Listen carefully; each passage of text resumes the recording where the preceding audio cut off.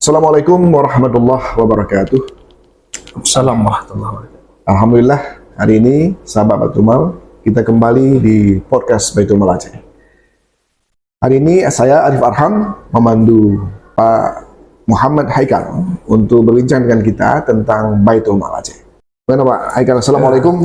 Waalaikumsalam warahmatullahi wabarakatuh. Pak Arif, senang bisa hadir di sini dan kita menyapa kembali sahabat Baitul Mal dimanapun berada. Dan ini bagi saya sangat penting, silaturahim kita baik offline maupun online buat saudara-saudara kita. Ya, baik Pak Haikal, ini sudah hampir 5 tahun di Baitul Mal Aceh Pak ya? Ya, alhamdulillah ini masuk tahun keempat Pak ya. Jadi mungkin masih ada sisa setahun lagi di sini.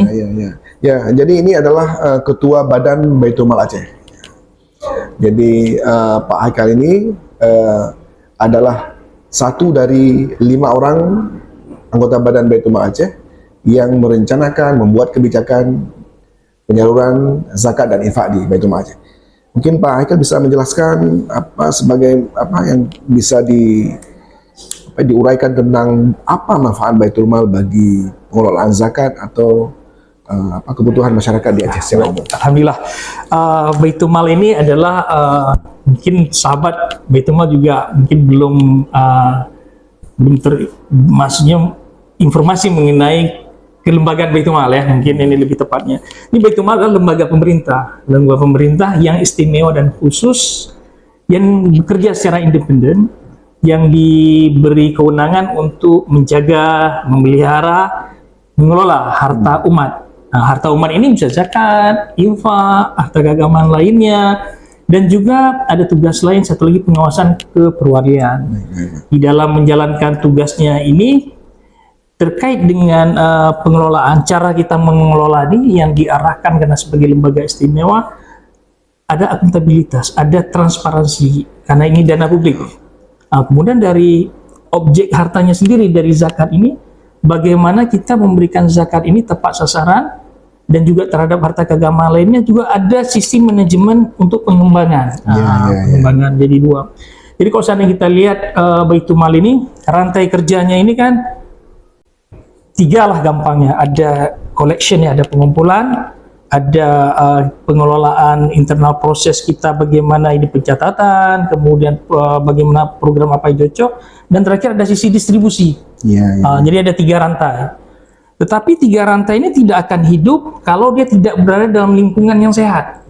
Ibaratnya rantai ini kayak benih tanaman. Jadi dari tunas, kemudian dia jadi pohon kecil, pohon besar. Dia kan nggak mungkin pohon itu tumbuh di udara, ya kan? Dia butuh environment, butuh lingkungan. Jadi lingkungan Baitul Mal yang harus ada ini, yang pertama adalah regulasi sebagai payung. Yang kemudian kita juga harus mengembangkan literasi kepada masyarakat sebagai bentuk kepahaman ya, bentuk kepahaman. Kemudian IT sebagai backbone, sebagai tulang punggung organisasi. Kemudian SDM sebagai yang melaksanakannya ini. Jadi ini environment kita. Dia tidak kelihatan environment ini, tetapi dia akan kelihatan ketika rantai kerja ini bisa optimum. Tugas Baitul Mal Aceh adalah bagaimana dana yang tadinya diurus di dalam masyarakat bentuk komunal, dia diurus oleh negara sehingga dia harus lebih optimum. Inilah yang menjadi wadah kita bagaimana mengelola ini. Baik. Menarik yang sampaikan Pak Haikal tadi tentang akuntabilitas dan sosialisasi ke masyarakat ya. Ini bagaimana Baitul Mal bisa berinteraksi dengan masyarakat, menjelaskan program-programnya dalam mungkin beberapa tahun terakhir, dan bagaimana rencana ke depan? Baik, sudah menjadi hak masyarakat untuk tahu apa yang dilakukan atas dana publik ya, dana publik. Maka Baitul Mal sangat concern di dalam penyebaran informasi ini, sehingga kita selalu menyampaikan secara terbuka. Kita mematuhi prinsip-prinsip keterbukaan informasi, di mana dana publik ini harus disampaikan apa yang telah dilakukan. Maka di dalam tata kelolanya, Baitul Mal Aceh selalu menyampaikan programnya itu di dalam website kita ini.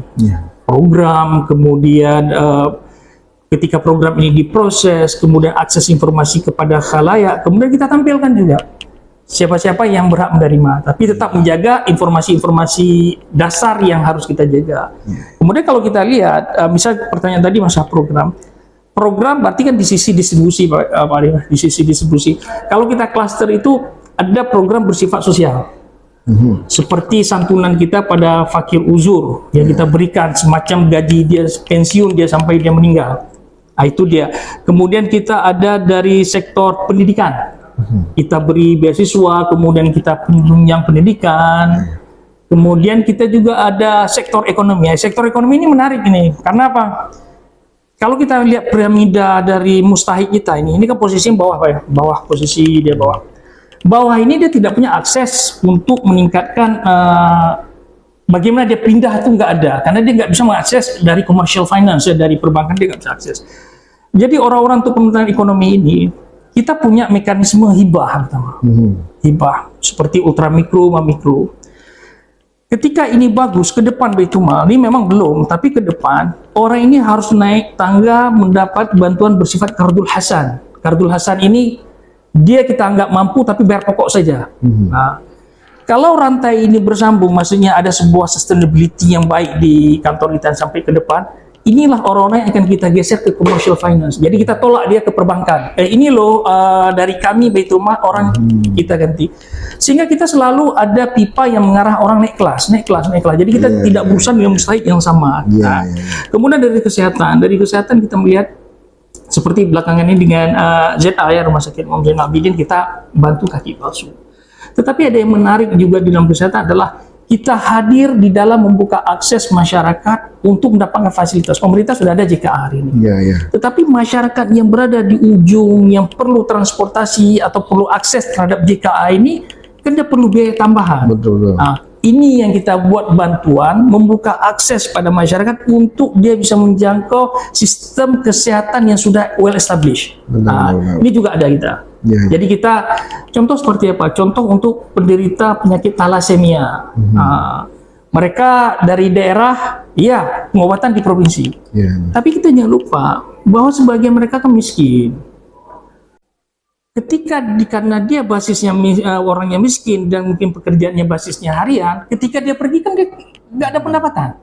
Inilah kita bantu masyarakat. Jadi kita beri transport, kita ganti uang dia selama dia tidak bekerja, dia bisa berangkat provinsi. Sampai provinsi memang udah ada sistem lain yang akan mengurusi. Dan ini posisi kita berdiri sebagai pembuka jalan. Karena pemerintah memang sudah bagus jalan kesehatan. Itu terkait dengan yang kesehatan, kemudian terkait dakwah. Tadi salah satu environment kita adalah literasi, Pak. Literasi ini inti dari literasi adalah kepahaman sebenarnya atau awareness. Ada sebuah partisipasi publik ketika dia punya pikiran yang sama, satu tubuh, satu rasa. Ini kapan ada? Ketika orang paham. Maka ada program-program kita melibatkan kampus, melibatkan beberapa mitra-mitra untuk edukasi, untuk syiar, orang bilang untuk syiar, supaya orang bisa melihat bahwa hadirnya kita ini adalah basisnya adalah karena dorongan bantuan masyarakat. Dan itu literasi penting sekali. Kalau mungkin orang bilang marketing, komunikasi lah dalam bahasa-bahasa sekarang, tapi bahasa kita paling enak adalah ada sebuah kepahaman secara secara kolektif ya. Menarik sekali ya. Jadi dari penjelasan itu kita jadi tahu bahwa Baitul-Mal tidak hanya charity tapi juga produktif. Malah kalau Pak Haikal tadi menyebut kesehatan, berarti mulai dari bayi, kemudian orang sakit, kemudian sampai ke fakir uzur ya.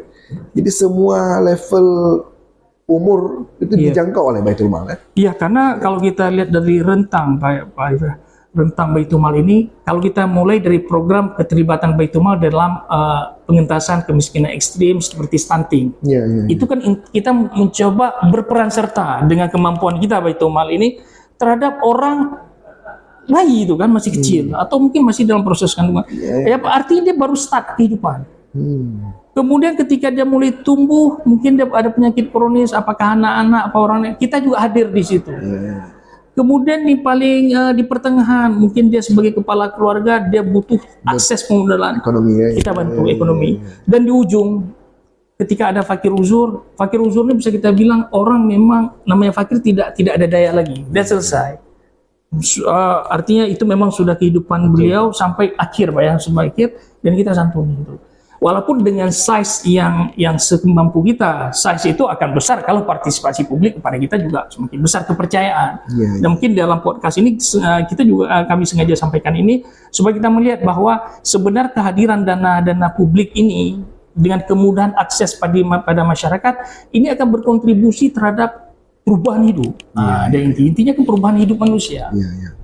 Ini Pak, setelah Bapak bergabung di Baitul Mal, mungkin dulu di luar Baitul Mal punya visi ya dan harapan yang bisa dilaksanakan.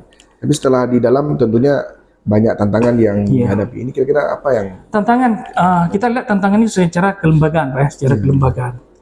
Pertama adalah karena ini kan kita bergerak secara sistem, artinya ada keberlangsungan sebuah proses. Siapapun pemimpinnya, tapi kita meletakkan dasar-dasar sehingga siapapun masuk dia berkelanjutan. Yang sehat itu berkelanjutan, Pak. Bukan yang sehat itu kayak fluktuatif, enggak, dia berkelanjutan.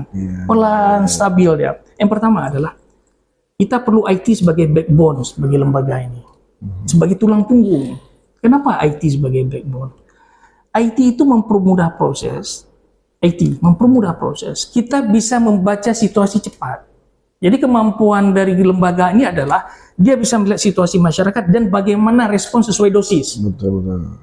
Dari mana kita bisa tahu itu? Dari asupan kita, asupan peristiwa, asupan jadi dapat kita. Oh ini dosisnya segini kita. Itu perlu IT, Pak. Oh nggak ada IT nggak bisa. Kalau nggak ada IT, kita nggak bisa membaca. Kita tidak bisa membangun hubungan yang cepat. Nah ini udah keperluan. Jangankan untuk proses internal, untuk komunikasi publik dalam sosial media kan perlu conversation. Itu pertama IT ya sebagai backbone. Kedua adalah service, Pak. Kita bicara manusia di sini. Rantai Baitul Mal itu pengumpulan mustahik. Distribusi itu mustahik. Manusia semua ini. Kita ingin merubah kehidupan mustahik manusia dengan bantuan manusia yang lain. Manusia dengan manusia apa hubungannya itu? Hubungannya adalah pelayanan, Pak. Orientasi pelayanan kita harus baik. Ketika kita bicara pelayanan, fisik penting sebagai premis kita, nyaman kita berada, orang datang, kemudian dibangun kanal-kanal yang banyak, kemudian cara kita, ini manusia kita bicara ya kan? Betul. Hati kita. Dan ini tantangan, kenapa? Karena service excellent itu kapan dia hadir? Baru saya masuk poin ketiga, ketika corporate culture kita baik, budaya kerja kita. Itu tantangan, Pak. Dari IT sebagai backbone, kemudian service excellent, corporate culture atau budaya kerja, budaya kita bangun di kantor ini. Dan keempat yang paling penting adalah dari kelembagaan, apa namanya, sudah saya ini juga Umar sudah saya pikirkan adalah format kelembagaan ini. Format kelembagaan ini tetap perlu kita sampaikan bahwa ini kan produk founding fathers kita, para ulama kita memikirkan format kelembagaan yang sifatnya asimetris. Karena sifatnya asimetris ini tentu ada PR lain di dalam bentuk cash flow kita, di dalam bentuk bagaimana sistem kepemimpinan, dari struktur organisasi, kewenangan, kemudian terhadap tugas, tentu masih ada hal yang harus kita rapikan ke depan. Format kelembagaan, Pak ya. Dan ini memang PR internal kita tidak hanya di Baitul Mal, tapi juga ini berpengaruh juga dengan penetapan dalam regulasi organisasi yang lebih tinggi. Baik, sepertinya memang tugas komisioner Badan Baitul Mal 5 tahun ini memang lebih ke mempersiapkan agar Baitul Mal ke depan menjadi lebih baik, sehingga mungkin pada periode berikutnya 5 tahun, 10 tahun ke depan akan siap untuk melayani dengan lebih baik. Dan sepertinya memang kerja Pak Haikal dan teman-teman banyak sekali yang terkait dengan administrasi yang perlu diselesaikan. Dan ini mungkin menghadapi masa depan, mungkin ada visi yang ingin disampaikan ke masyarakat, apa yang... Kalau kita bicara ini zakat, Pak, khusus karena ini kan pertemuan kita coba melihat dari zakat dulu ya. Zakat ataupun mungkin dalam bentuk filantropi lain. Coba kita lihat, ini cerita ingin merubah manusia ya kan. Dua tagline yang paling kuat di dalam kita merubah keadaan orang lah to eradicate extreme poverty. Kita harus mengentaskan kemiskinan. Itu basis pertama dulu. Yang kedua, pekerjaan itu belum selesai, Pak. Kita perlu to promote prosperity. Kita mendorong kesejahteraan. Jadi dua dia, lengan tuh harus dua gerak. Kita selesaikan basic need dia. Tapi orang ini harus dia berada di sebuah titik menjadi sebuah lingkaran baru menolong di bawah. Jadi dua dia. Lengan pertama kita entaskan kemiskinan. Lengan kedua kita dorong terjadinya kemakmuran. Jadi dia nanti jadi kayak sebuah circle. Circle start dari sini sampai dia titik sini. Kamu nggak merdeka loh di sini. Kamu ulurkan tangan dong di sini. Jadi saling tarik ya. Dan ini proses inilah kita bicarakan tadi. Ada rantai kerja, ada environment yang harus kita bangun. Dan ketika kita bisa menemukan format yang baik, model yang baik cara kerja, repeated proses yang berulang ini akan kita dapat milestone-nya nanti ataupun titik-titik sentral, sehingga ke depan itu ini kan jadi sebuah sistem. How to improve sistem dari bongkahan hubungan kerja. Nah, kalau itu kita belum menemukan, ini masih seperti Pak Arief katakan, ini seperti peletakan. Ibaratnya kayak kita bangun terowongan, dari atas kan nggak kelihatan nih. Iya. Kita di sini kerja di lembaga-lembaga kemanusiaan dana publik ini, ibaratnya kita bangun terowongan, bukan bangun jembatan. Kok bangun jembatan hari pertama tiang panjang orang lihat kan, udah ada. Nggak, ini bangun jembatan, terowongan. Kalau ini nggak selesai, ya memang nggak ada kayak kelihatan nggak ada kerjaan. Tetapi inilah yang sebenarnya pekerjaannya. Sampai dia akan tiba di titik cahaya sana. Ketika udah sampai jebol sana, ketemu cahaya, baru keseluruhan rangkaian proses ini bermakna kan ya. Maka perlu sebuah kebutuhan, sebuah sikap mental kita, kejujuran kita, integritas kita untuk membangun terowongan ini. Dan ini butuh kerjasama, Pak. Butuh kerja bersama, butuh pikiran bersama. Kalau ini tidak ada, maka kita akan berada kok saja menggaung-gaung. Saya berharap periode-periode berikutnya, karena saya lihat talenta di Aceh juga sangat banyak ya. Saya berharap ada sebuah optimis ya, karena saya melihat SDM di Aceh bagus. Yang perlu kita lakukan adalah terjadinya perbincangan di ruang publik, mungkin kehadiran adik-adik mahasiswa ataupun yang lain, melihat seperti apa yang bisa kita lakukan. Karena struktur Baitul Mal ini kalau kita lihat sangat kaya, tidak hanya di level provinsi, kabupaten, kota, tapi juga di level desa. Dan tantangan yang saya sampaikan tadi itulah bagaimana kita meng-create environment, lingkungan yang sehat, sehingga seluruh rantai kerja Baitul Mal ini orangnya lagi tak gari dia ucut-ucut, tapi satu saat bisa ngebut. Intinya kiban cara. Itu saya berharap ke depan siapapun nanti akan melanjutkan, tetap ada etape-etape yang kita benar-benar serius, benar-benar memikirkan, ini dan tidak gampang. Saya tahu itu tidak gampang, tapi kita percaya bahwa kita harus melaluinya. Insya Allah. Alhamdulillah. Ini sahabat Baitul Mal, banyak sekali ilmu yang bisa kita dapat dari perbincangan singkat ini. Bisa dilihat bahwa backbone atau dasar berfikirnya sudah kelihatan ya. Bagaimana Baitul Mal Aceh hendak mengentaskan kemiskinan, tapi dengan cara tidak mudah ya. Dengan menggerakkan ekonomi masyarakat, memberi bantuan charity, tapi juga sekaligus zakat produktif. Jadi berbagai macam cara kemudian dilakukan oleh teman-teman amil di Baitul Mal Aceh. Mungkin Pak Haikal, sebelum kita tutup, mungkin ada kalimat yang ingin disampaikan ke masyarakat. Kalimat masyarakat adalah saya percaya bahwa kita semua bisa berpartisipasi. Dan yakinlah, ketika pekerjaan ini kan bukan sekarang, udah dari ratusan tahun yang lalu di Aceh. Kalau kita yakin, kalau kita mau sungguh-sungguh ikut terlibat di dalam membantu masyarakat, insya Allah kita akan berada dalam rombongan besar, orang-orang besar dari dulu sampai sekarang untuk berbuat kebaikan. Kita dalam gerbong yang sama. Insya Allah ini akan menjadi amal jariah buat kita semua. Umur kita pendek, tapi insya Allah amal kita itu panjang. Saya pikir itu.